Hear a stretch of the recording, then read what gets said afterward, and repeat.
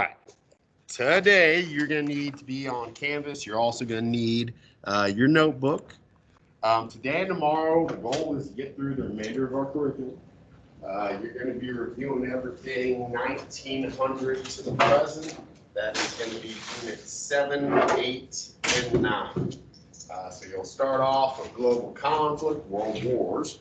You'll get into Cold War and decolonization, and then you will wrap up with something we just wrapped up, so it should be pretty fresh in your memory, decolonization. The resources you're going to need to use are the Unit 7, 8, and 9 PowerPoint and the Unit 7, 8, and 9 curriculum guide. Now, I will tell you, Canvas has been kind of slow this morning. If you try to download or try to open up the PowerPoint, it may do this forever. Other times it may pop right up. So you may need to download it. If for some reason you cannot download it or you don't want to, you could go to the Freemanpedia site and see most of the same information. This site doesn't currently have the stuff I put in for globalization, but almost everything else is there. You would just scroll down, you would go down to global conflict. Again, this is where I steal all these maps from anyway, so you can go direct to the source. And then for each little,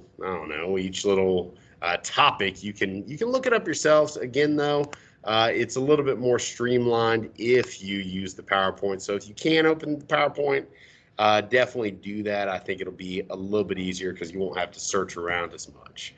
Again, you can download it, or sometimes like when you exit out and go back into it, sometimes it pops right up. I don't know. Maybe it's just my computer. Maybe it's just the internet today. It's kind of rainy, so who knows. Either way, you can download it. You can wait for it to populate, or you can go directly to the site. Same sort of deal, okay? You're going to read through the content from the curriculum guide over each of these units: global conflict, Cold War decolonization, globalization. There's still the links to the Fiveable page. Today, you don't have to get on that unless you just really want to. Now, for those of you taking the AP exam, eventually, you're going to want to go on here. You're going to want to read at least the overview of each unit of each topic. You're going to want to extend your note-taking far beyond what we're doing here in class. But what we're doing here in class is really just designed to get you looking at the curriculum guide, comparing it to the various visuals that I have here in the PowerPoint, and hopefully at the very least writing down some things that you know that you don't know enough about that you need to study. Again, if you're not taking the AP test, give it a good once over, the curriculum guide, the PowerPoint, jot down 5 things from each unit. If you are taking the AP test, well, technically you only have to jot down 5 things from each unit, okay? That's what I'm going to check for in your notebook check, but really, I mean, you got to take it upon yourself to review as much material as possible in preparation for the AP exam on May the 10th. So just a little review. When you're going through the curriculum guide, again, I've got all 3 units that you're doing today in here. You scroll down, this will give you kind of a preview of the topics for each unit. And then you scroll down, you get to like topic 7.1. Again, don't freak out. Don't read every single thing word for word unless you just really want to. The important stuff is the historical developments, a lot of questions and answers on the AP test. I'm telling you, they almost sometimes are word for word what's in here. So the more you just become familiarized with the curriculum guide, the more it's going to help you. But also, if you see, and there's none on this page, but if you see any illustrative examples like we have here, those are things you should be knowledgeable about. We don't actually cover every single illustrative example. We'll always do at least one, sometimes more, sometimes we'll do all of them, but sometimes we don't have time to get into every single one. So especially if it's something that we never talked about, it's probably worth it if you have enough time to kind of do a little independent research on that. So with that being said, let's get to the PowerPoint. Same deal as we've been doing. I'll give you just a real brief introduction, and then we will give you the rest of class period to work on this. You will also have tomorrow to work on this. This is extended. There's 3 units here rather than 2. So tomorrow, if you're not quite done reviewing information, you can use that time for that. If you still owe me some stuff, you can work on that if you're done with your notes. tomorrow I'm giving you the opportunity to kind of get done what you need to get done. So Unit 7, Global Conflict, 1900 to the present. Here we go. The 1900s featured a heavily industrialized world where even nations like Japan and Russia had begun to catch up to dominant economies like Western Europe and the United States. The Second Industrial Revolution also gave birth to new technology, transportation, communication advances, such as railroad systems, telegraphs, and machines, all of which made life more convenient for just about everyone. However, imperialism in Asia, like the French in Indochina, the British in India, and Africa, the infamous scramble for Africa, gave rise to intensified conflicts as they became more lethal and prevalent as new weapons emerged. Some of those include flamethrowers, machine guns, artillery, tanks, fighter planes, the list goes on. These deadly contraptions allowed powerful nations to wage wars against each other, to gain more land and influence over local regions. These wars were fought by different people: Indians, Africans, Europeans, Asians, and even Americans in different theaters across the globe. Again, you got 2 world wars in the first 50 years of the 1900s. As more people became aware of the world beyond them, they started to challenge the social order as new forms of government often came hand in hand with the emergence of political and economic ideologies. This is when communism really starts to take hold in places like the Soviet Union, much later China. Fascist dictatorships like what you see in Italy, what you eventually see in Germany under Adolf Hitler. Other places go opposite directions. They become more parliamentary republics, a little bit more democratic by nature. So for this time period, we've been doing periodization for a while now, just kind of knowing what's going on. I think most of these things you're going to be able to associate with the 1900s. So I'd say in the 1900s especially, while you don't need to know the exact dates, kind of know the order. I would say at least knowing the order of events in the 20th century, really shouldn't be that bad. So here's some stuff to kind of associate with this time period. Maybe you can get the sequence down. 1910, 1920, you get the Mexican Revolution. 1914 to 1918, World War I. During that war, 1915, the Armenian Genocide starts. Arguably the first genocide, one of many, unfortunately, during the 20th century. 1917, also during World War I, you have the Russian Revolution. At the end of that revolution, they're not really the Russian Empire anymore. They're the Communist Soviet Union. And they will continue, with that sort of mentality, with that identity, all the way up until the early 1990s. 1919, World War I ends. Post-war negotiations in the Paris Peace Conference result in the Treaty of Versailles, blames Germany for the war, kind of sets up World War II 20 years later. 1920, the League of Nations is founded and later disbands because it just doesn't have a whole lot of power. The United States, it was all their idea, and then they refused to join, and, well, the writing was kind of on the wall that this was not an institution that was going to last. From 1927 to 1936, you've got a Chinese Civil War. There's no one group that's really, truly governing all of China. You've got the nationalists at war with the communists. They kind of take a pause in the conflict as Japan starts invading the mainland, and World War II eventually begins. But after the conflict, after this war is done, World War II that is, you're going to have ultimately the communists win now. 1928, Stalin initiates the first 5-year plan within Soviet Russia. Again, communism, it is a planned economy. Unfortunately, these didn't always work out well, and Stalin was a pretty brutal dictator. Had a lot of people killed during his time. 1929 to 1933, you get the Great Depression. Some of that economic desperation that really spread around the world, it's one of the reasons that those fascist dictators could come to power to begin with. In desperate times, people are always more willing to accept more extreme ideas. 1939 to 1945, you got World War II, deadliest war in all of human history. Originally, we weren't directly involved, but during that war, 1941, we were attacked by the Empire of Japan at Pearl Harbor. That is what thrusts us into the war itself. From 1941 to 1945, under the cover of war, Adolf Hitler enacts the Holocaust. the effort to kill pretty much all European Jews and various other groups that he identified for some reason as being some way inferior. 1945 to 1950, that's when the communists take over China. By 1950, they're firmly in control. China becomes the People's Republic of China. 1945, Hiroshima and Nagasaki bombings. 1945, the United Nations is created. 1947, the Japanese Empire ends, and in 1994, the Rwandan genocide takes place. Now, this shouldn't be here because I put this together this morning, and I'm guessing I didn't delete it. I didn't have any trends really to kind of go with the 20th century, so this is from earlier. Skip that stuff. I'll go in, I'll delete it.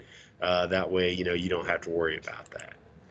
And then it's like everything else. You've got the unit overview. This map's going to come up a lot because it's a good one. It gives a good indication of kind of who, what, when, where, why, a lot of stuff going on in the 20th century. From there, you've got topic by topic. Again, read the curriculum guide. As you read, kind of glance back at some of these visuals and take notes accordingly. Again, it does not have to be extensive. What you're really looking for are things in the curriculum guide that you don't know enough about, especially if you're going to be taking the AP test. Those are things that you want to study up on a little bit more. Obviously, you don't need to study the stuff that you know really well. You want to study the things that you don't really remember all that much, or you feel like you need more information on. And again, we wrap up with some key terms and names. I'll tell you, for Unit 7, 8, and 9, you're not going to see as many terms and names. It's not so much that, this stuff's not important. It is, but I tried to really stick with stuff that was very much directly in the curriculum guide. Now, there's one thing I want to kind of bring up here, and this is a term we didn't use when we described this, the Greater East Asia Co-Prosperity Sphere. All that is the Japanese Empire, leading up to World War II, even after World War II begins. Because Japan was trying to kind of sell this as if Japan was going to be the lead nation. They were going to help all these other Asian nations be more successful. In reality, it was an empire. But that's a name that we didn't really get into, but that's really all it is. Then we come to Cold War and decolonization, okay? World War II has ended. A bunch of colonies, that failed to win their independence after World War I, obviously, they're going to want their independence, okay? We fought people like the Nazis because they were building empires. So once the war was done, it didn't feel right for European nations, for us to really hold empires of our own. So you see waves of nations in Africa, in Asia especially, start to gain their independence. Some had to fight for it. Others were able to negotiate. That whole time that those things are going on after World War II, we're also involved in this sort of ideological conflict with the Soviet Union, the Cold War. We emerge from World War II as the most powerful nation in the world, and the Soviet Union are kind of right behind us. And soon we are the two dominant superpowers, and we really try to outdo each other in everything. Nuclear arms race, the space race, proxy wars, you name it, we were there to compete. The Soviet Union dissolves in 91, the Cold War ends, but again, we're still not on the greatest terms with Russia today, so who's to say it really ever ended? That's what this unit is really all about. So a few events that kind of go along with this. 1919, Gandhi's first Satyagraha, Egyptian Revolution, the Syrian National Congress convenes. 1929 to 1947, Indian protests for independence. They were working non-violently to gain their independence from Great Britain for a very long time, even before World War II started. 1945, World War II ends. You've got the Yalta and Potsdam conferences kind of dividing up the world into spheres of influence, trying to make plans for post-war Europe and Asia. 1947, you get the Marshall Plan, the plan to essentially rebuild Western Europe. We did that. This is during the Cold War. We need allies, and we thought that if Europe was doing better economically, and this would help them with that, they would be less prone to convert to communism. 1948, you get the state of modern Israel created. The Palestinians there were asked to share their land. They didn't want to. The Israelis and the Palestinians went to various wars, with Israel really coming out on top, and it's still a source of contention in the Middle East to this day. 1949, NATO forms. It's also the time period where China officially becomes communist. 1950 and 1953, first major proxy war of the Cold War, the Korean War. 1957, the nation of Ghana negotiates for their independence. 1959 and 1975, you have the Vietnam War, a very long-lasting, unpopular proxy war as well. During all that, 1962, you have the Cuban Missile Crisis. 1963, Kenya gets their independence. 1974 to 1990, we didn't really talk about this guy, but a very controversial, kind of dictatorial leader, Pinochet, takes over in Chile. 1975, 2002, you got the Angolan Civil War, to some extent another proxy war. And in 1989, it's a year of independence for many of those countries in Eastern Europe. They start to break away from the Soviet Union. The Berlin Wall is torn down, and the Cold War is really starting to come to an end. Now, on this one, you know, some slides, some topics don't really have their own slide. Again, this map kind of sums up a lot of the topics. So like you'll see, topic 8.1, 8.2, 8.3. There's at least some material related to that topic in this slide somewhere, so just kind of keep that in mind.